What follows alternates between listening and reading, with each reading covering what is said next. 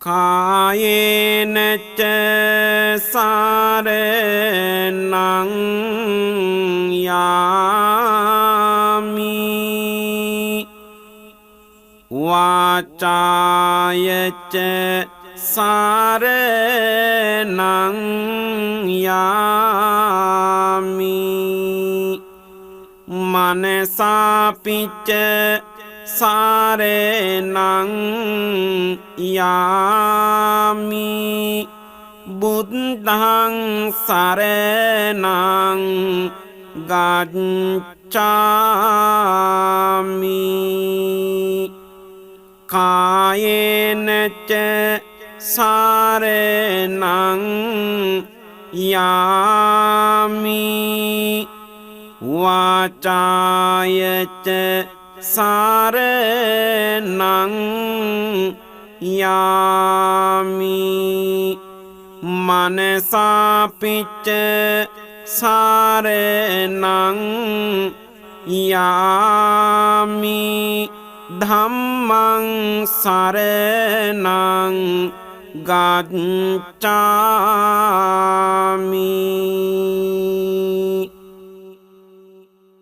කායේන ච සාරණං යාමි වාචාය ච සාරණං යාමි මනසාපිච්ච සාරණං යාමි සංඝං සරණං ගච්ඡාමි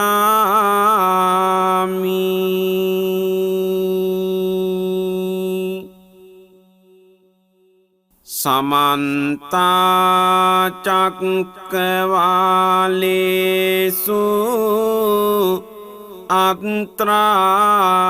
ගච්ඡන්තු දේවතා සද්ධම්මං මුනි රාජස්ස සුනන්තු සංඝ මොක්ඛදං ධම්ම ශ්‍රවණ කාලෝ අයං බදන්තා ධම්ම ශ්‍රවණ කාලෝ අයං බදන්තා ධම්ම ශ්‍රවණ කාලෝ අයං බදන්තා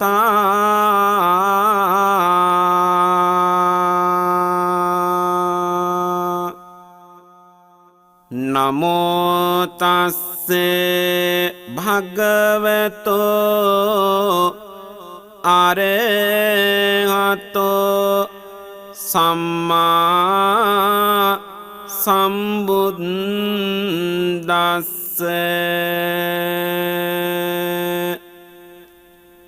පානිම් හිචේ වනෝනාස්ස හරෙය්‍ය පානිනාමිසං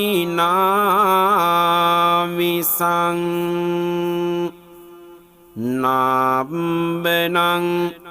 විසමං වේති නත්ති පාපං අකුම්බතෝ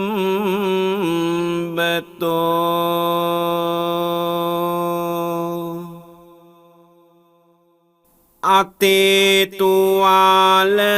නැත්නම් වසවිස ඇල්ලුවට මොකද ශරීරගත වන්නට විස අවකාශය නොමැත නොවේද හිතේ කිලිටි ගති නැත්නම් පව්කම් නැත හමන දුගඳ මෙසේ දහම් දැනගත යුතු යහපත සිදුවන්න නිබඳ මෙසේ දහම් දැනගත යුතු යහපත සිදුවන්න නිබඳ බණ ඇසුමටය ඔබ සැම පන්සල් ආවේ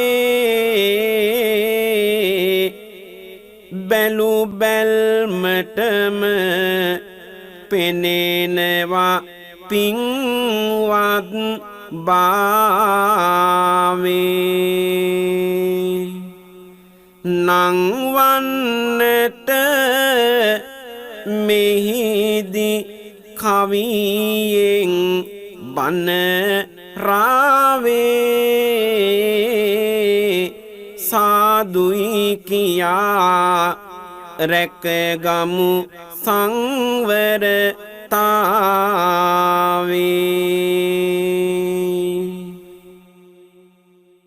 සදහම් අමා රස බුදු සමිඳුන් බෙදුව දෙව් සැප මිනිස් සැප අම සැප දෙයි පොදුව සැම රස මුසු කරන් රස කවියෙන් සැදුව කවි බණ අසනු මැන බුදු සව්වෙකු බඳුව ශ්‍රද්ධාවන්ත කාරුණික පින්වතුනි ඔබ මේ ඒකාත්මික වී සිටින්නේ උතුම් බුදු බණ පදයක් කවියෙන් ශ්‍රවණය කිරීමටයි එදා තථාගත බුදුරජාණන් වහන්සේ දේශනා කොට වදාළ ඒ ස්වාසූ දහසක් දහම් කඳ අද මුළු ලොව පුරාම පැතිරී ගලා යන මොහොතක ඔබත් ඔබේ සිත කය වචනය කියන තුන්දොර සංවර භාවයට පත් කරගෙන යොමන්න ඔබේ සවන්පත් කවියෙන් දේශනා කරන මේ දහම් කතාවට අද මම ඔබට දේශනා කරනු ලබන්නේ කුක්කුට මිත්ත වැද්දාගේ කතා පුවතයි. විමසා බලමු අපේ ජීවිතයට මේ දේශනාවෙන් ගත හැකි දහම් කරුණු කොයිතරම්ද කියලා. ඒ කාලෙදී සම්බුදු හිමි ජේතවනේ විසුවා සිත පෙරලි භාවනාව කරන ආයුරු දුටුවා ගඟ ළඟ සමිඳුන් ඉදිරියේ බුදු රූපය මැව්වා අකුරු වචන ගැන සිතන්න හිමියන් යොමු කෙරුවා රජගහ නුවර මගේ සම්බුදු තිලොව පියා වැඩ සිටි අතර සතහට මග දේශනනියා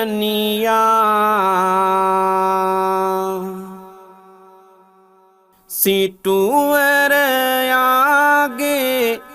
දියණිය ඇති ගුණය දයා ගැන දෙසුවේය මේ ගයදී සැපත සොයා සැප පහසු පිළිබඳව කිසිම අඩුවක් නොමැත සත් මහලේ උඩම ඇය සෞසිරින් ඉතිරිලා කල්ගෙවන්නී නිබඳ සේවිකාවන් සමග රූසිරිය ඇතනුවර සැමතැනම පැතිරිලා දිගුවරලමින් නයන තිසරතන ලැසි ගමන මන්දහාසය සමග කැලතිලා නවයොවුන් තරුණ කැල වැදීමින් දද සරය සැරිසරති තැනින් තැන කැලඹිලා කොපමණ සැප පහසු තිබුණත් සිටු මැදුර නව යෞවනියකට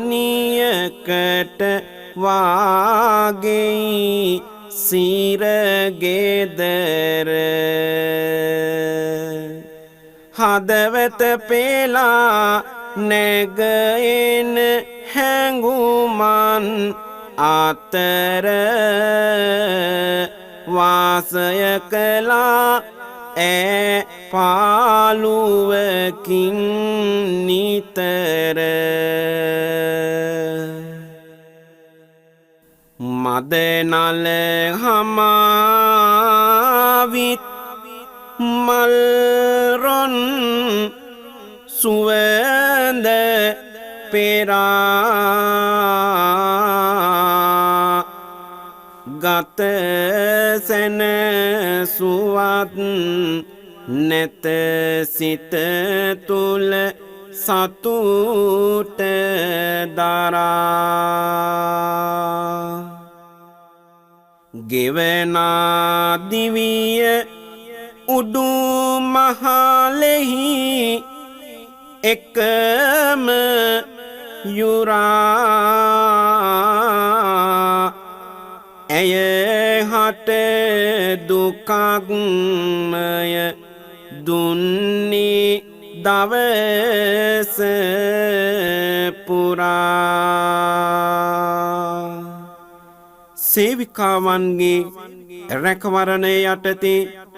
පාළුව කාන්සිය රජ යන උඩුමහලට මෙලා ඈ මෙන්න මෙහෙම කල්පනා කරනවා තරුණකෝ සමග පැහැදීමක් නොමැති මගේ යාමට සිදුව ඇත මව්පිය කරන අගේ මිදුනත් මෙයින් ඔහුගේ රැකවරණ දංගේ මගේ ජීවිතය වෙතගෙන එයි ආඳුරු යුගේ මස් වෙළඳාමේ යන නැගගෙන කරත්තේ වැඩි පුතු ඉතා තරුණයි මට හිතැත්තේ යන එන විටදි බලමින් යයි මේ පැත්තේ පිළිබඳ සිතක් ඇති වෙනවා ලාපැත්තේ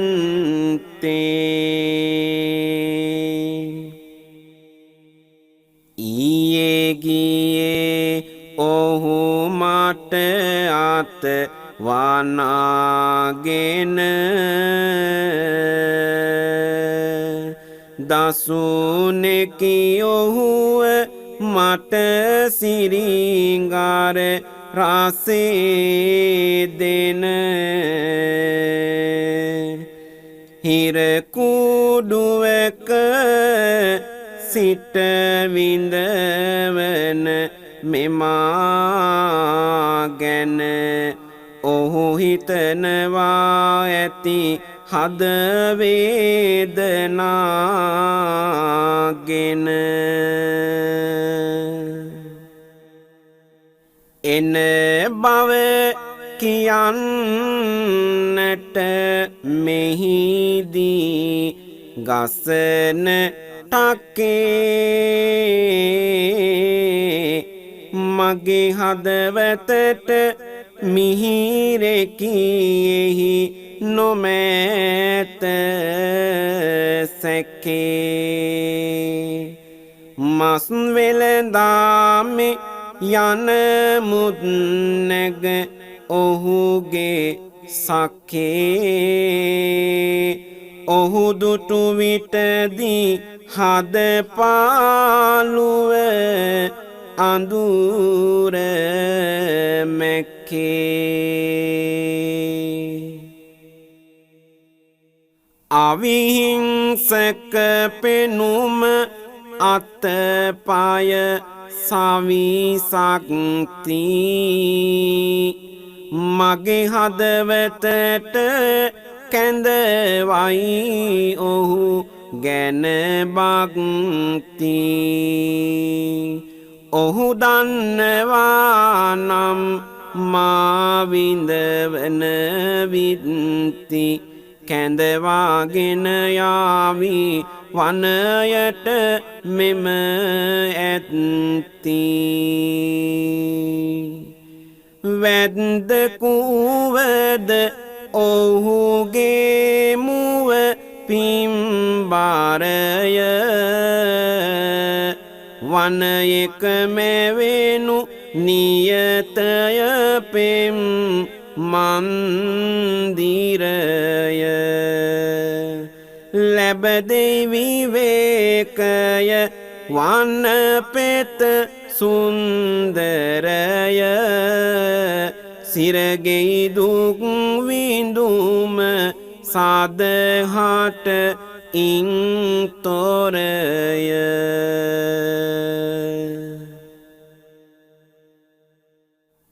මව්පිය දෙපළ දක්වන මුත් නිතර සෙනේ දෙන රැක වරණ සත් මහලෙහි දුකම ගෙනේ කෙනෙකුන් නොපෑහෙන ගෙන දෙයි නිතර විනේ පෙම්මාලිගා මව තැක ඔහු සමග වනේ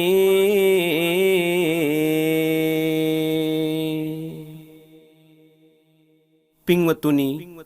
මේ සිටු දෙමව්පියෝ තමන්ගේ සිටු දියණිය ඊ타ම රූපශ්‍රීයෙන් බබලන නිසාවෙන් මාලිගාවේ උඩු මහලේම සත්වෙනි මහලේ කුටියක සිර කරලාමින් ජීවිතය ගත කරවනවා මෙහෙම ගත වී යන මොහොතේදී ඇයට මේ සිතුවිලි පහළ වුණේ හැමදාම යන එන වෙලාවට උඩු මහලේ සිට තමා දෙස බලන සිනාසෙන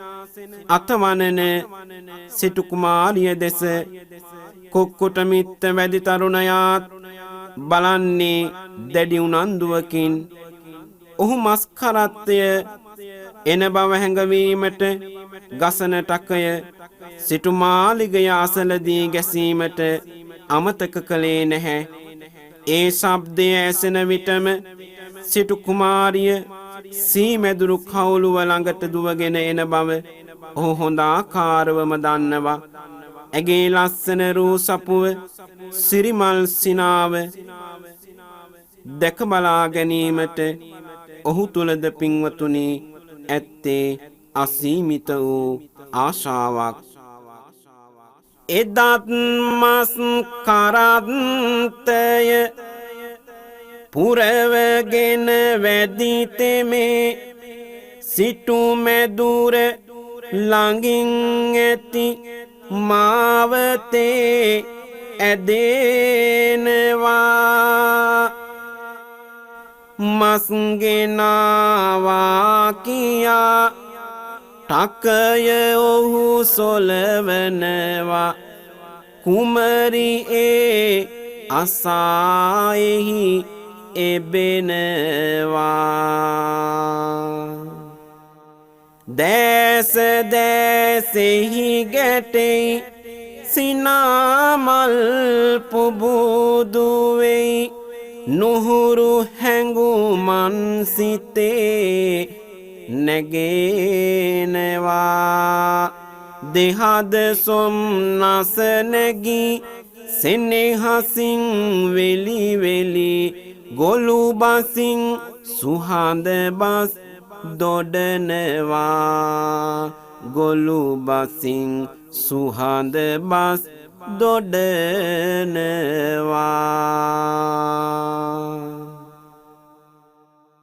දැන් සිටු කුමාරිය මේ කුක්කුට මිත්ත වැද්දා එන දවස් ආපසු යන වෙලාව දන්නවා ඔහුත් සිටු මාලිගාව තිබෙන පැත්තෙන්මයි ගමන් කරන්නේ යන්නේ එන්නේ එදිනත් කාරාන්තයේ මස් ටික පාටවගෙන කුක්කුට මිත්ත ඒ උදයේම සිසිල දෙන සිටු මැදුරකට ලංවන විට හැඟුමකින හදකිති කැවෙයි සිහිවන විට කුමරී ගැන සීමැදුරුවේ ඇත කුමරිය නෙතු දල්ලා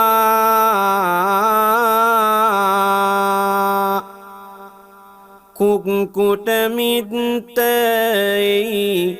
අතරැඳී ටක හොල්ලා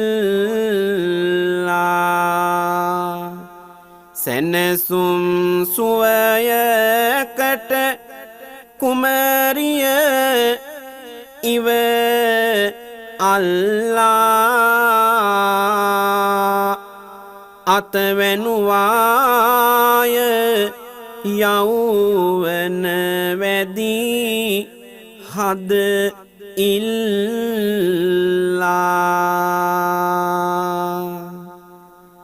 බලමින් එදෙස පියදාර හැඟුමකින් තිර අතවනමින් නගරයට යයි විලස පෙර කුක්කුට මිත්ත ගැන හැඟුමන් මෙනෙහි කර කුමරිගේ හදේ නවරසයන් බදායි පොර එදා කුක්කුට මිත්ත ආපසු එන වෙලාවට සිටු කුමාරිය දාසියක් වගේ හැඳ පැළඳගෙන කලයකොත් අරගෙන සිටු මාලිගාවෙන් පිට වුණා දෙහදක නැගුණ පෙමකට එන බාධකය තව තව තිර කරයි නැගී පෙම නෑසැකය පෙනෙතත් ඉදිරියෙහි ඇතිවන මාරකය හදගත් කෙනා වෙත යයි නැත වාරකය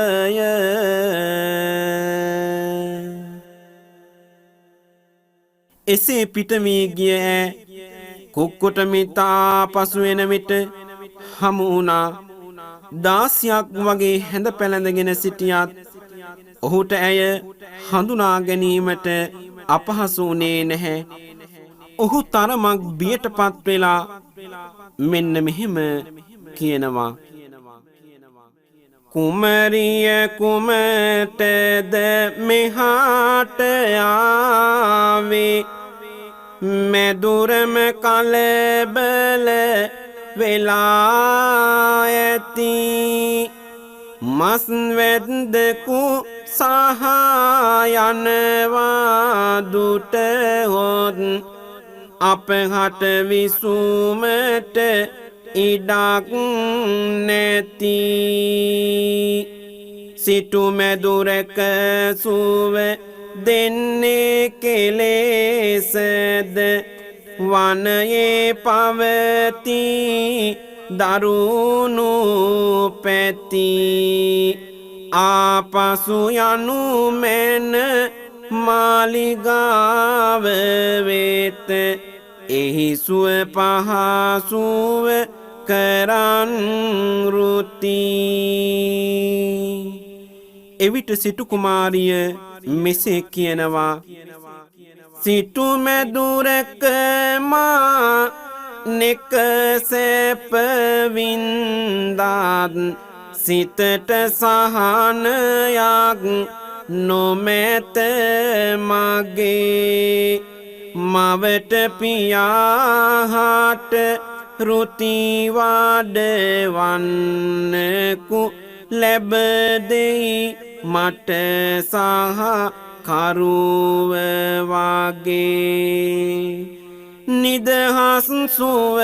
සහනය වළඳන්නට නැතිවන බව මගේ සිතට නැගේ සිටු මැදුරක විසුමට වැඩියෙන් මම ඔබ ඇතිවනයම කරමි ආගේ එසේ කී සිටු කුමාරි කරත්තයට නැග කුක්කුට මිත්ත සමග ඔහුගේ පැල්පතටම ගියා කුක්කුට මිත්තාට හරි සන්තෝසයි සිටු කුමරිය ඔහු ඇසුරට ආසයි පෙර පැතු විලසට වනදේ මේවයි කුමරිය මස් වැද්දකු සහවාසයි දුක සැප සමවිලසට විඳගන්නේ සිටු සැප කුමටද සෙනෙහි වැඩෙන්නේ වැදිතෙම ගරු සාරුවෙන් සාලකන්නේ හිත ගිය තැන මාලිගා මැවෙන්නේ වදක බිරිය නොමවී තාම සැමියාට කල්ගාත වෙයි සැනසුම ඇත දෙදෙනාට කැලයට වී නිදහස් සුව විඳුමට කුමරිය තුල ආසා ඇත සෑම විට සොරබිරියක් නොම වී කිසිදාක ගති ගුණ නැත කුමරිය තුල නාක නිවාසන විට දෙදෙනාම එක ගේක පැල්පත වූ රාජ මැදුරකි ඒක ලොකුකම නොතබාගෙන හිස මත්තේ කිසිවිට ගැරහුම් සැමියට නැත්තේ නිසි ලෙස නියැලෙයි තම කටයුත්තේ සාමී බිරිය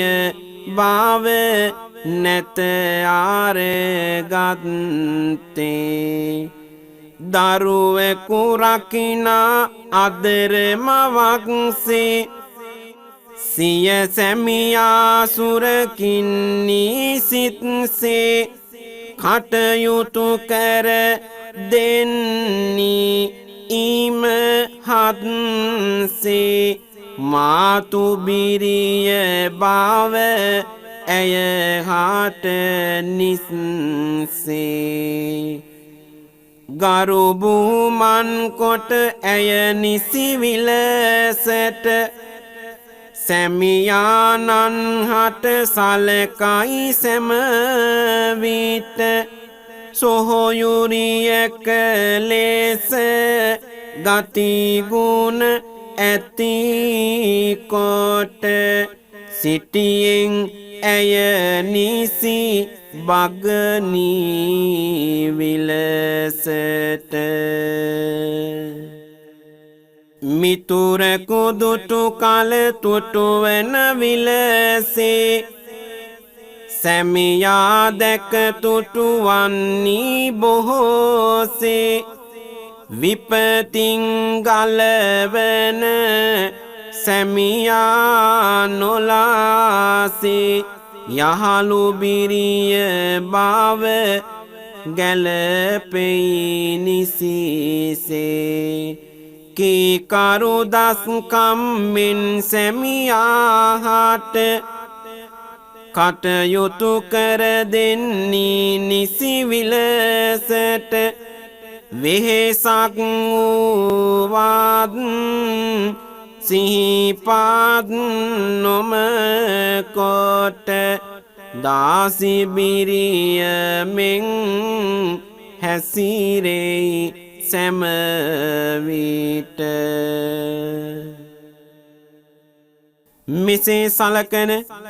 තම බිරියට කුක්කුට මිත්ත සම්මාන කිරීමෙන් අවමන් නොකිරීමෙන් ගේදොර පාලනය පවරා දීමෙන් ඇඳුම් පැළඳුම් ආභරණ සපයා දීමෙන් කියන සෑම ආකාරයකින්ම හැකි ආකාරයෙන් ඔහු සලකන්නට යෙදුණා. ආදර සිතුවිලි සහන සැනසීලි රජ කරවයි වන පැල්පතේ නගන මැසිවිලි රොසින ගෙරවිලි කිසිම දිනකදී එහි නැතේ සිතිනි නිකාසල සුවය නිසාසල ගෙන දෙවයි එම වන පෙතේ මැදුරේ සිටි කල වින්ද සැප ගැන නිනව්වක් නැත ඇගේ සිතේ දිවිගත වුණා නිසි ලෙස වනයට හුරු වී පැල්පත තුල උවද ඇත සාමය රාජ වී කුක්කුට මිත්ත වෙත ඇය තව නතු වී කලකින් ලැබුවාය කුමරිය මව් පදවී පියතනතුර ලබාගෙන කුක්කුට මිත්ත දරු සෙනෙහසින් උතුරාගෙන යයි චිත්ත තව සිතාගෙන අඹුවාගේ ගුණ පැත්ත සලකයි බිරිය හට ආදරයෙන් සත්ත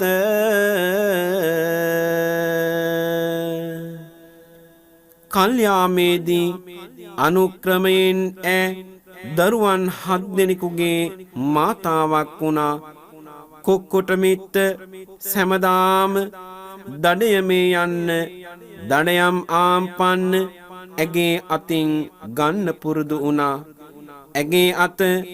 වාසනාව ගෙන දෙන අතක් හැටියටයි ඔහු සැලකුවේ. කුමරිය ඒ ආම්පන්න සැමියාට දෙන්නේ තම සැමියාට කරන සැලකිල්ලක් යුතුයකමක් වශයෙන් මිස මේවායින් අසරණ සතුන්ගේ දිවිතොර වේවායි යන පවිතු චේතනාවෙන් නොවේ පින්වතුනි. කුමරිය විවේක අවස්ථාවලදී කැලේ ගහක් යට ඉඳගෙන නිසසලව සිටින විට කුක්කුට මිත්ත කවදාවත් ඇගේ ඒ කටයුත්තට බාධා කළේ නැහැ. කුමරිය නැගිට එනතුරු නිහඬවම ගේ දොර වැඩ කටයුතු සියල්ලම කළා. එළඹුණු විටදී දරුවන් හට කල වයස ගැලපෙන යුවතියන් ගෙන දුනි නොව අලස ඒ දරුවෝද මව්පිය දෙදෙනා විලස දිවිගත කළහ සතුටින් ලැබ සුව පහස. දිනක් බුදුරජාණන් වහන්සේ මහා කරුණාවෙන් ලෝ බලා වදාරන කොට කරුණා දැලට හසු වුණේ මේ කුක්කුට මිත්ත මස් වැද්දායි. සම්බුදු පියානෝ මහා කරුණා ගුණැති උදයේ සවස ලෝසත කුළුනින් බලති එම දිනයේදී කුක්කුට මිත්තව දාකිති වැඩ සිදු කරන්නට ඒ වනයට වාඩීති. කුක්කුට මිත්ත අටවා තිබූ උගුල්වල හිරවී සිටිය සත්තුන් ටික අයින් කළ සම්බුදු පියානෝ අසලම ගසක් මුල සමවත් සුවෙන් පසු වෙති බුදු සිරින්දුල. කුක්කුට මිත්තා උදේ ගිහින් බැලුවා අටවපු උගුල් වල සතුන් අසු වෙලාද කියලා. කවුරුන් හරි උගුල් ඔක්කොම ලිහා දමලා සතුන් අරගෙන ගිහින් වැදි පුත් පැමිණ අටවා ගිය උගුල් ටික සෝදිසි කළා සිත තුල ඇති වෙමින් සැක මුදවාගෙන සතුන්ගෙන ගොස් තිබේනු දැක කෝපය නැගී සොරු ගැන සාහසික පාසල කුණු බලා සොයමින් යන වේලේ දුටුවා ගසක් මුල හිඳගෙන සිටිලීලේ එක හියකින් හරනට දඩමස් ආලේ ඇන්දා වැදි තෙමේ දුනුදිය නිසි තාලේ නොහැකිව ඇන්ද දුනුදිය අත හරින්නට ඔහු ගල් ගැසුනි බැහැ කිසිවක් කරන්නට සම්බුදු සමිඳු මෙත් කරුණා ගුණෙන් සිට නිසලව වැඩ සිටි සමවත රැකෙන්නට අසුවී ඇති සතුන් අරගෙන එන්න කියා තම පියතුමා වනයට ගියේ පුරුදුනියා එනමුත් තවත් නැත හෝරා ගතව ගියා සැක ඇති වුණා දරුවන් හට කුහුල තියා කුමකින් කුමක් සිදු වී දැයි නොදැනගෙන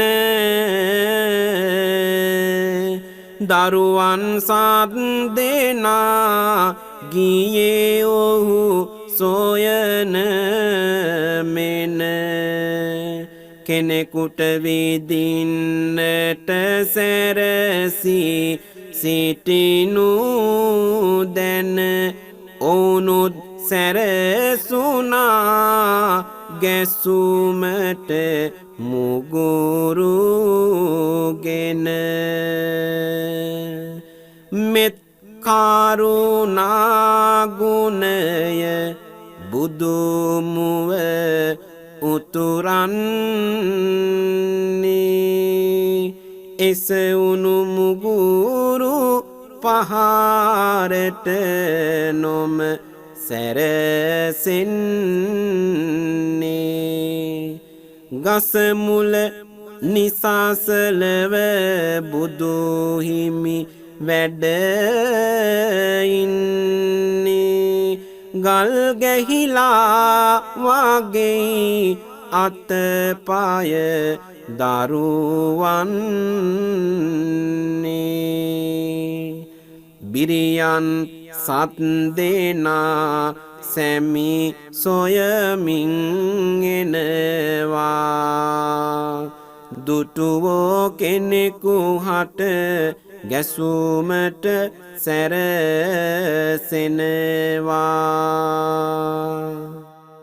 ලී පොළු රැගෙන ඈලත්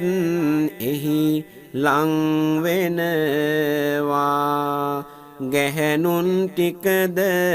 ඒ සැනෙකින් ගල් වෙනවා දුනුහි පොළු මුගුරු අරගෙන සෑම දෙනා සැර වැසී සිටිති ගල්රු විලසටම තනා සම්බුදු සමිඳු සතේ හට සෙත සුවය ගෙනා ගසමුල වැඩ සිටි දෙසුමට දහම මනා දරුවන් ලේලියන් සැමියා යන ඇත්තෝ ගියමුත් වලට ආපසු ඒමක් නැත්තෝ බියසැක දැනී මව් හදවත ගිනිගත්තෝ සොයනට ඔවුන් වනයට පැනගත්තෝ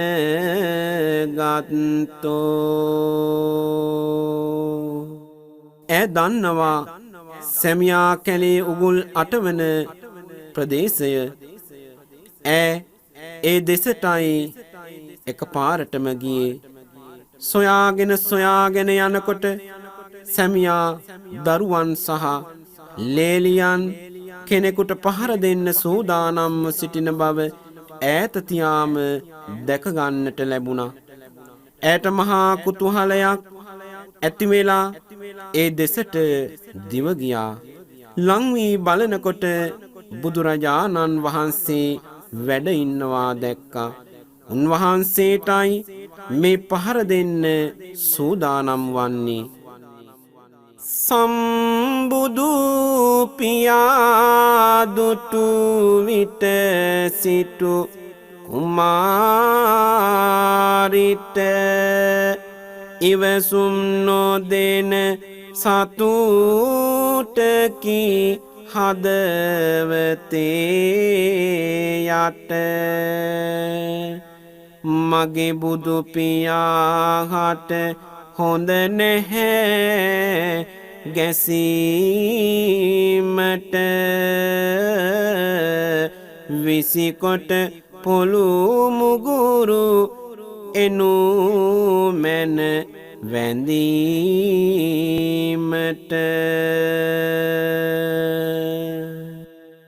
දෑතම